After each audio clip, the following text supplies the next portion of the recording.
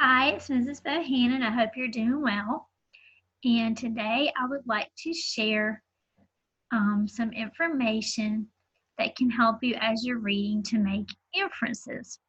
And we're going to use this book called Nobody's Dog, which you can find at childrenslibrary.org. And you can find other books that you can select and read online there.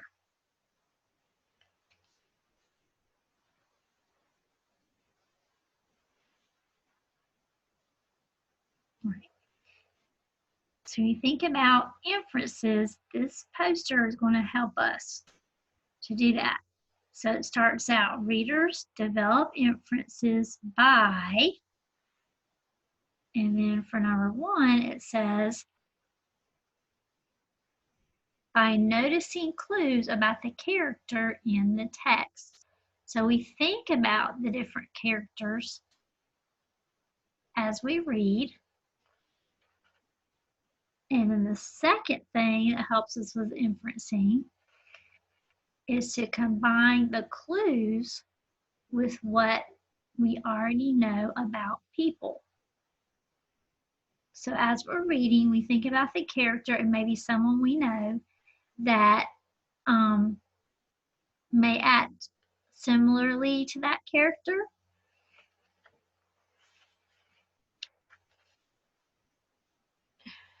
For number 3, because we've already talked about how we've got background knowledge, things that we already know about people. Number 3 is stating an idea. So we take the clues from the text that we're reading, we put it with what we already know about people, so that's our background knowledge, and then we come up with an inference. So we're stating or saying something that we know based on the background knowledge and the text clues. But another way to look at it is right here. Let's see. Is when I'm reading, I get clues from the text about the characters. I use what I already know about people and my experiences in life. That's my background knowledge. And then I can make an inference. So I come up with an idea and share that with someone. Another way to think about it, we might say, it says plus I know equals so I think. And that's how I can start my inference.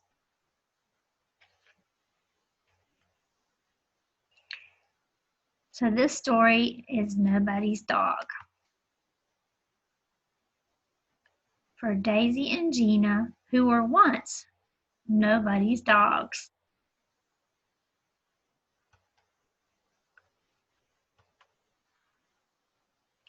Mama and I live in an apartment in a big city.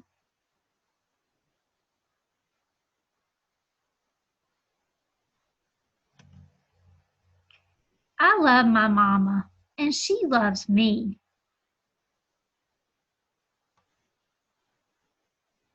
When I'm hungry, Mama makes me my favorite food.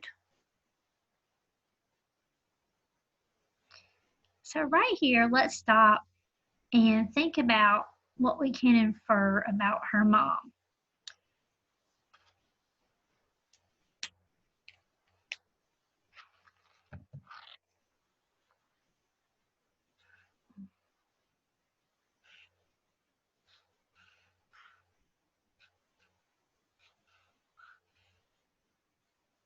We can use this to help us think.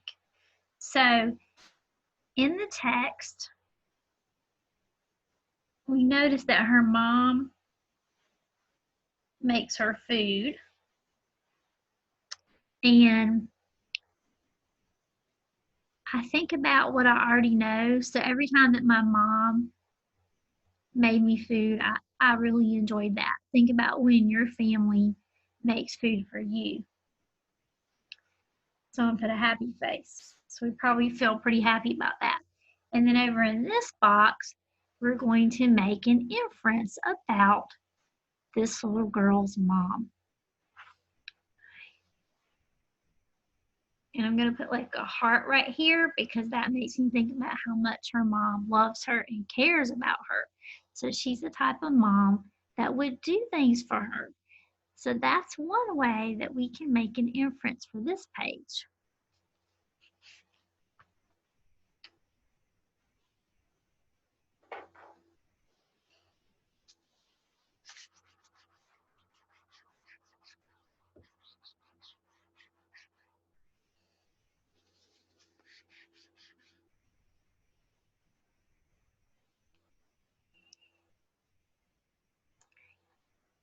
When I'm thirsty, she gives me what I like to drink. When I'm sick, she takes care of me. In the summer, I cool off on our porch, and in the winter, I snuggle in my soft, warm bed. We both love dogs too, but we're not allowed to keep one in our building.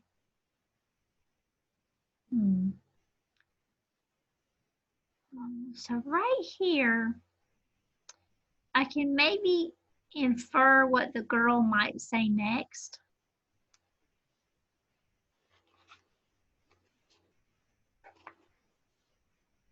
Okay, you be thinking about what the girl might say on the next page.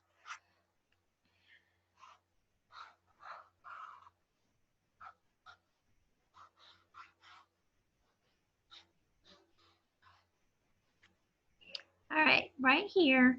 So it's saying that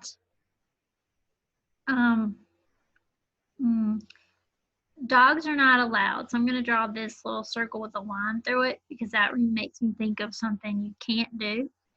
And then, so things that I know already about the character, because I'm thinking about the little girl. I know that she likes the dog, and I know a lot of kids do like dogs. So I'm going to draw a little dog right here. So from my knowledge, I've known a lot of people that like dogs. So we can take the fact that they can't have the dog in the building and how we know that lots of people like dogs, and then we can infer that maybe on the next page, think about what the author might say. I'm thinking I might say something like she's feeling like a little bit sad because it could be that she might really want a dog and she might even tell her friends, oh, I love your dog. I wish I could have a dog, but I can't. So let's see if you're inferring and just thinking about what might happen next. Let's see if we're on the right track.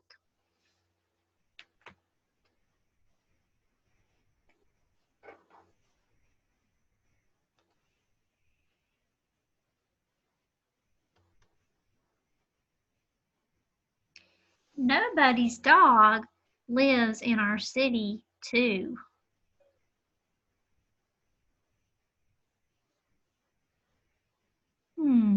Okay.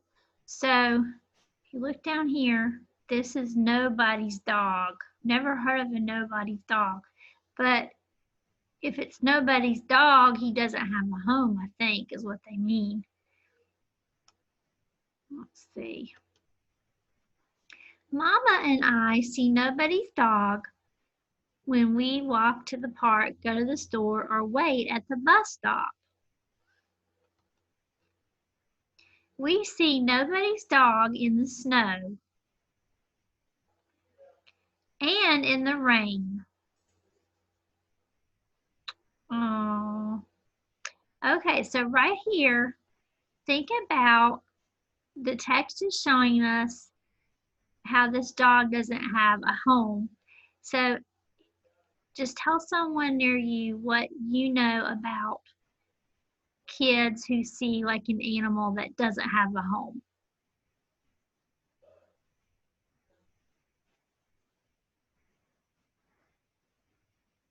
All right, so now we're gonna make an inference.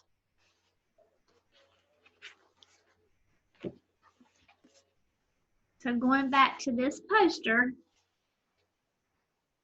the dog is out in the rain. He doesn't have a home. Now, what we know about kids that see an animal without a home, well, I know that they would probably say to somebody, oh, that dog doesn't have a home. And so then our inference, if you take what you know from the story and what you know in your life, now say something to someone around you about what you're inferring for the about the little girl and what she might say next.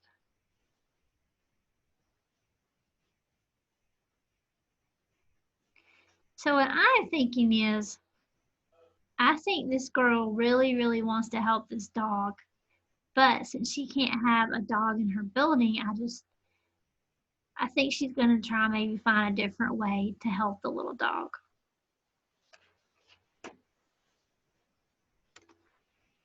Sometimes I can see nobody's dog from my window late at night. Sometimes nobody's dog is little. Sometimes nobody's dog is big. Nobody's dog can be young like me or old like my grandpa. But nobody's dog is always sad and lonesome.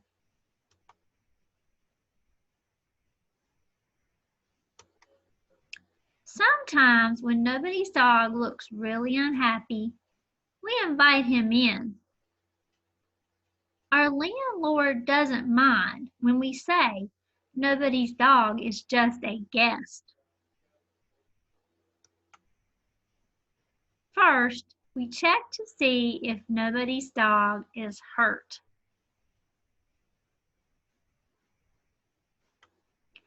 Then I wash nobody's dog. Sometimes he likes it, sometimes not. When we feed nobody's dog, he's not fussy at all. All right, so if you look at this illustration right here, we're going to do some inferring about what the mom and the little girl could be thinking. So we think about our chart. So the book is saying that when they feed him, he's not fussy at all. And what you see right down here in the picture is she's kind of like rolling her eyes up to the ceiling, and the mom's got her face in her hand with her eyes just kind of like this. So I see him down here chewing on a shoe, and I'm thinking, from my background knowledge,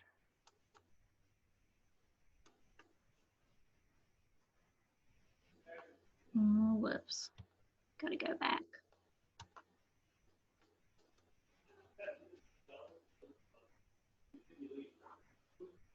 All right, here we go. All right, so from my background knowledge, I'm looking at this picture and thinking, he's not supposed to eat the shoe. So we take what their faces look like, what she's got in her hands, maybe a bowl of food for him. I'm not sure. And now we can make an inference. And my page keeps wanting to go back to the wrong way. Okay. So now to infer, I am kind of thinking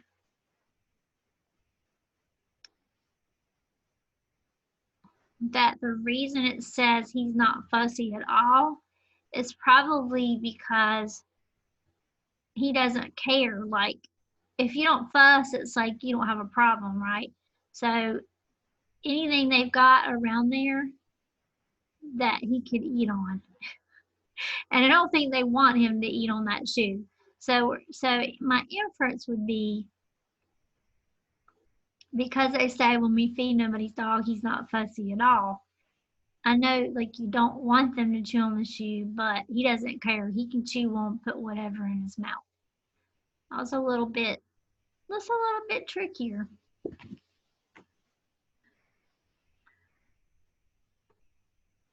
When we take nobody's dog to the vet, will it hurt him when he gets a shot?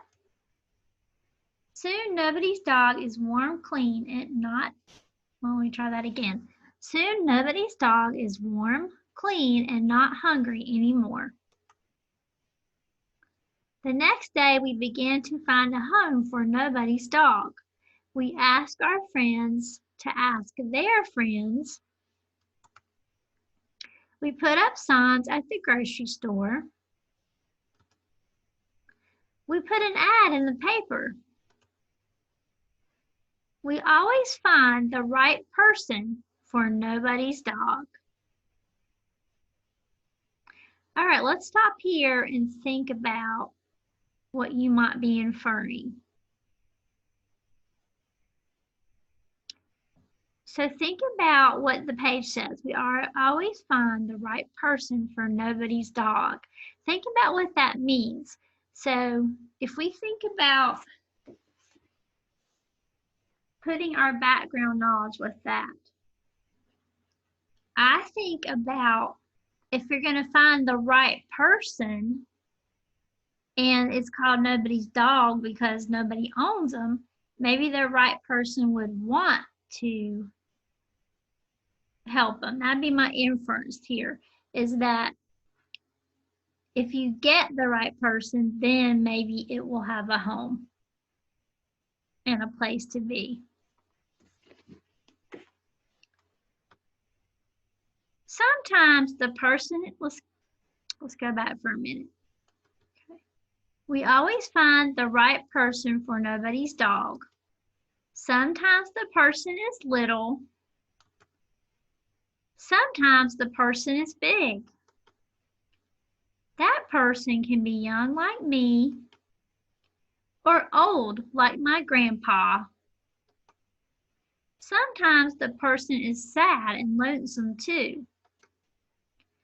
Now, nobody's dog is nobody's dog anymore. All right, let me read that again. Go back a page. Sometimes the person is sad and lonesome too.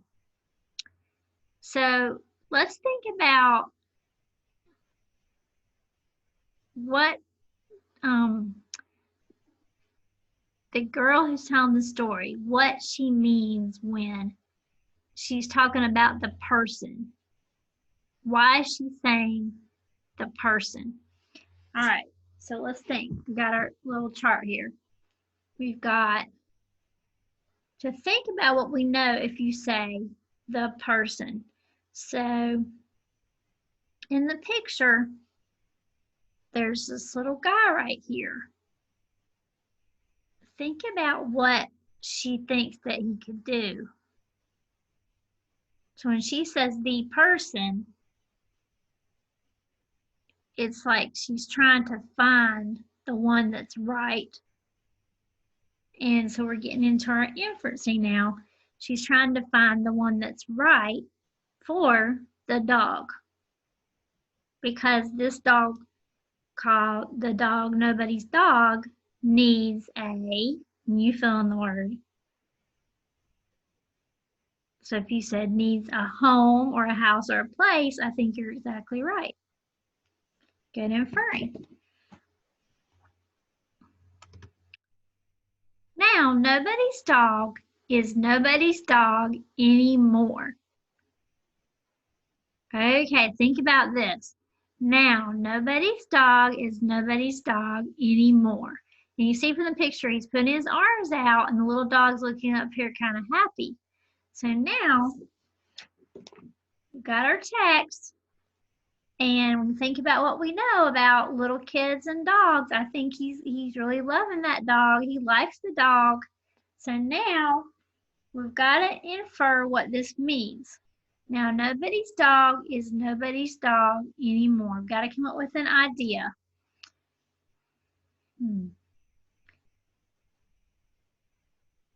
I think when you hear the word nobody, it's like he doesn't belong to anyone, but now they don't have to call it nobody's dog because he's getting ready to have someone that he belongs to. He's going to have an owner.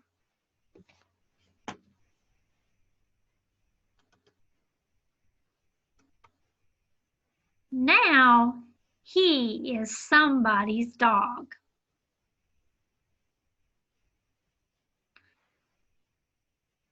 Oh my goodness. So right here, think about why did they say it's somebody's dog? So the text is telling you now it's somebody's dog, and think about what you know about the word somebody. All right. So we know if you say this cat belongs to someone or this dog belongs to someone, it's like it um it has an owner. So now we can do it. That's part of our inference really is they're saying now is somebody's dog because now the dog has someone to care about it, someone to take care of it, and now he has an owner.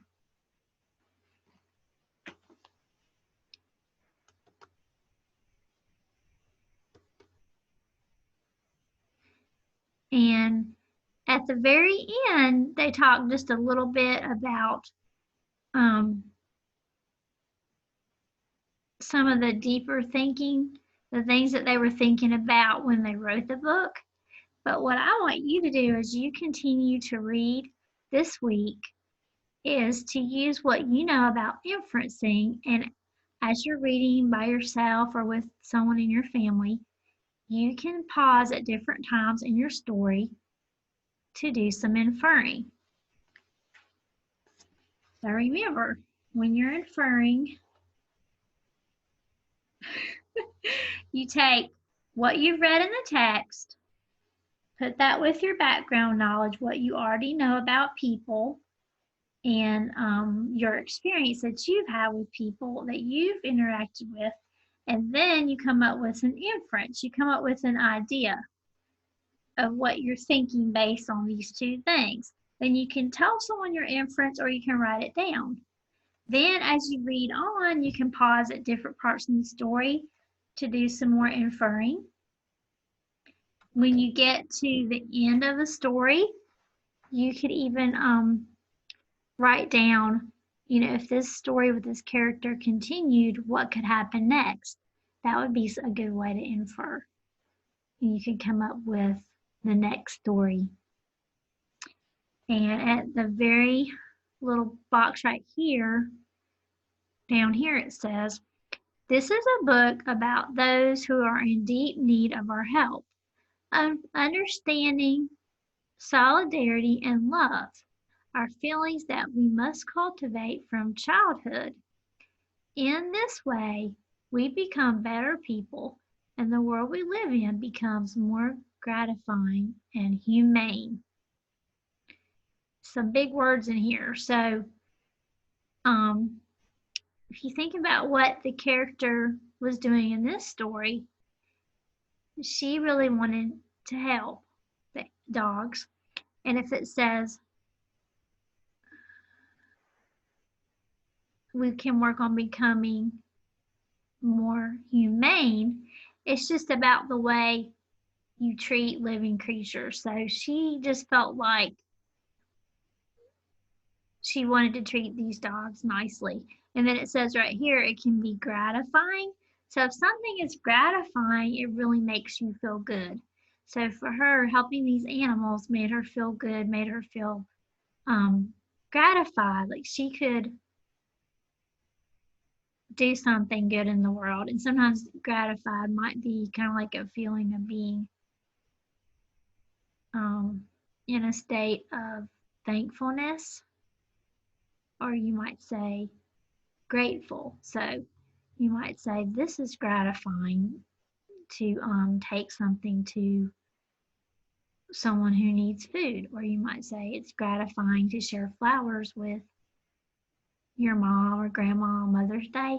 It's something that makes you feel thankful for the things that you have. I hope you have a great rest of your day and take care.